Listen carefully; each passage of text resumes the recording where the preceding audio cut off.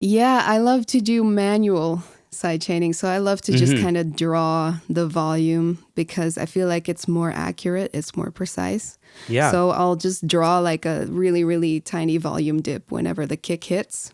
Wow. And it's really mainly the transient and then it just goes up again.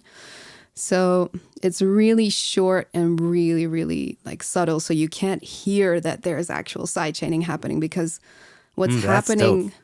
in terms of sidechaining, like when you sidechain a kick to push down a bass, that's not always what the producer wanted. So if the producer wanted a sidechaining effect, then they would have done it, so They would have printed it for you.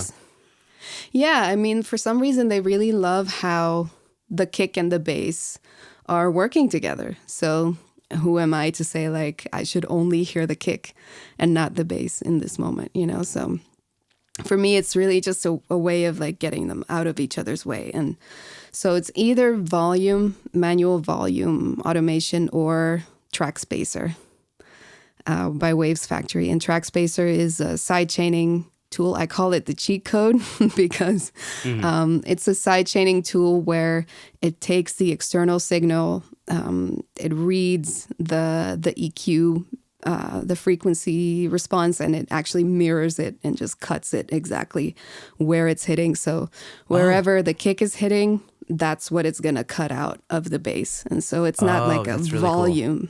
It's just an EQ-based cutting, which is really, really awesome. And I use Track Spacer all over my mixes all of the time just to make space for things. That's really smart. My buddy Fernando Lodero, who's been on the show, was telling me that, and I've been doing this since he told me this, was that you could actually use the Pro Q3 in dynamic mode and sidechain it, and then you could like literally like notch out like 60 hertz where the kick is hitting in the bass, and then just and so absolutely. Also, one of my favorite ways. One of my favorite ways to sidechain, also because it's so subtle. You can't hear that there's any sidechaining going on. It's just something gently pushing something else out of the way, without like that huge ducking effect that you get. So yeah, the FabFilter Pro Q3, really great for that.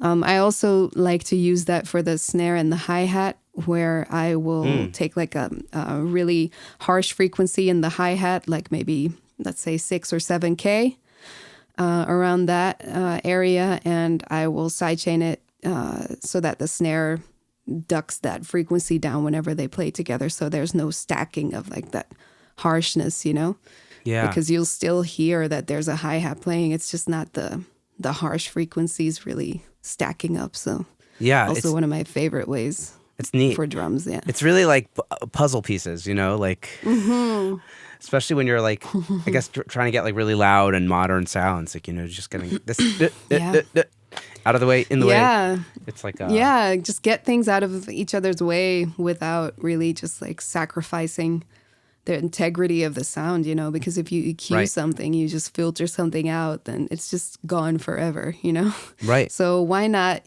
treat it in a way like it's out of the way when it needs to be out of the way? Yeah. That's really smart. Yeah, you're giving me a lot of things to think about when I'm mixing. So I'm loving this.